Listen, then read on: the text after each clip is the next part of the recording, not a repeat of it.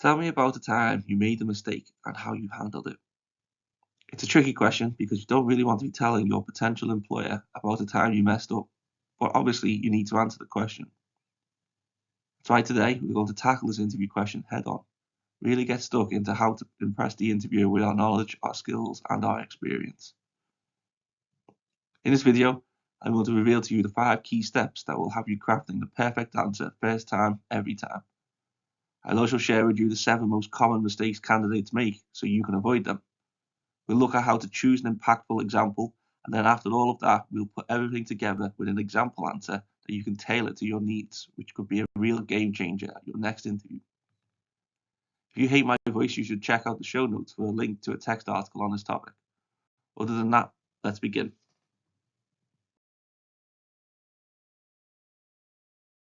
We are going to start off with answer structure and the 5 steps to take to construct the perfect response. These type of questions, often called competency-based questions, are all about sharing your experience with the interviewer. The interviewer wants to hear what you did, how you did it, and maybe most important of all, why you did it. In order to achieve this, your answer needs to be well structured. You need to ensure that you hit all the key points that you want the interviewer to hear in a logical order, while also avoiding the urge to ramble on. The best way to pull this off is by using the B-star method. Using this method, you will split your answer into 5 parts. The first is the B, which stands for belief. You want to begin your response by sharing your thoughts and feelings regarding the subject matter. This helps set the stage for your answer and demonstrate your personal connection to the topic. If this doesn't make much sense to you, don't worry, our example answer will be using this structure later in this video. Next up we have S for situation. Briefly describe the context or background of the scenario in which your actions took place. This provides the interviewer with an understanding of the circumstances surrounding your experience.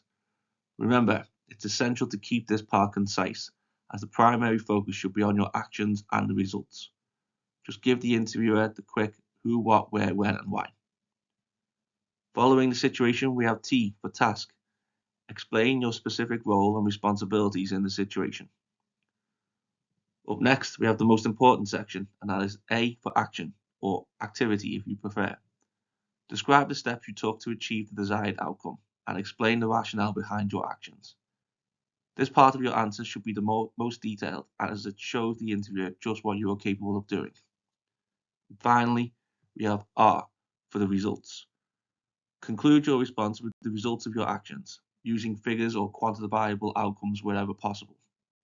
This will demonstrate to the interviewer the impact of your efforts and your ability to deliver tangible results in your role. This is also where you could share any lessons you learned from the experience. So now you know the ideal structure to use when answering this question. Next up, you need to pick the best example from your experience to tell the interviewer. Later on, I'm going to share 3 tips for picking the perfect example, but for now, let's look at some of the most common mistakes candidates make when addressing this question. 1. Do not avoid the question. We all make mistakes, no sense in trying to deny that. The interviewer is more interested in how you handled the error. Do not downplay the situation. If you make your mistake seem too minor, it might seem like you don't recognize the importance of issues or that you're not capable of handling big challenges. Do not overhype the situation. Pretty much the opposite of the previous. If you overhype your mistake, it makes it seem like you can't handle pressure well and not want to make mountains out of molehills. Do not give a one-sentence answer. A very short answer can make it seem like you haven't really thought about your mistake and what it taught you. Do not overly describe the scenario and miss the action. If you spend too much time on the details of what went wrong and not enough on how you fixed it, it doesn't show your problem-solving skills or how you handle challenges.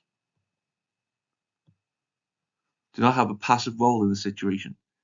If you don't show that you actively dealt with your mistake, it looks like you didn't take charge or fix things when needed.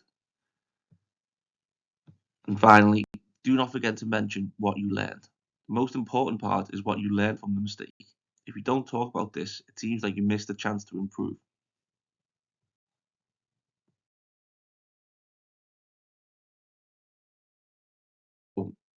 We've explored how to construct our response, and we have also looked at pitfalls to avoid when answering this question.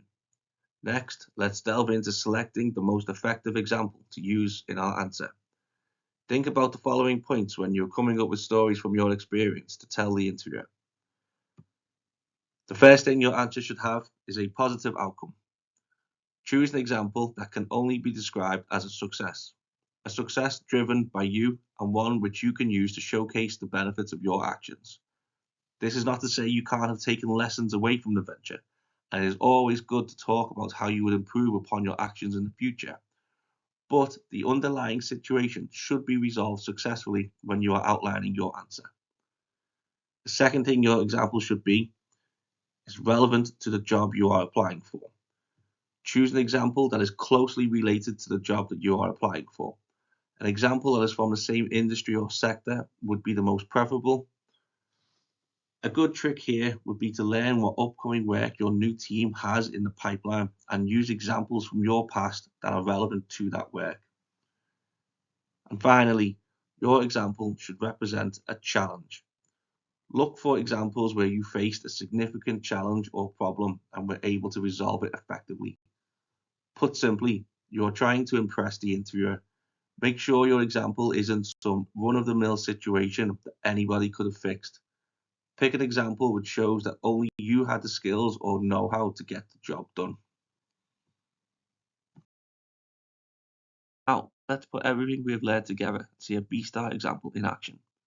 The question being answered is, tell me about the time you made a mistake and how you handled it. I firmly believe that owning up to and learning from mistakes is not only a sign of professional integrity, but also a critical component of growth and development. This mindset has always guided my approach to challenges at work. In my previous role as a marketing manager, we were launching a major product campaign. It was a cornerstone project for the year, pivotal to achieving our annual sales targets. My primary responsibility was to orchestrate and oversee the various marketing efforts, ensuring they were cohesive and effective in driving product awareness and sales. I realized my mistake when a junior team member pointed out that our campaign had entirely overlooked targeting millennials, a key demographic for our product. This was a significant oversight. I took immediate responsibility for the error and gathered the team to brainstorm inclusive strategies tailored to this demographic.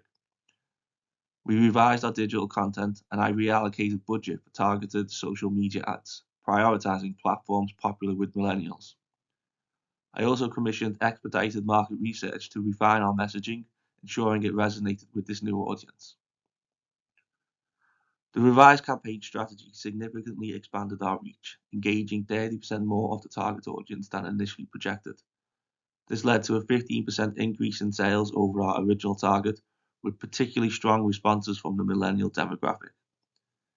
The experience reinforced the importance of inclusive and comprehensive market analysis and demonstrated the effectiveness of responsive, adapted leadership in marketing strategy.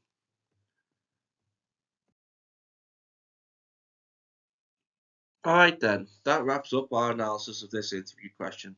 I hope by watching this video you'll be more prepared for this question the next time you are asked. Speaking of being prepared, are there any interview questions that you struggle with every time you are asked, regardless of how well you prepare? Drop a comment below with the question that's been giving you a hard time, and we will dedicate our very next video to breaking it down and giving you the strategies to tackle it with confidence. Your input is invaluable, and together we can make your next interview your best one yet. And as always, if you like our videos, don't forget to like, share, and subscribe. And until next time, keep practicing, stay positive. Your dream job is just around the corner. Take care.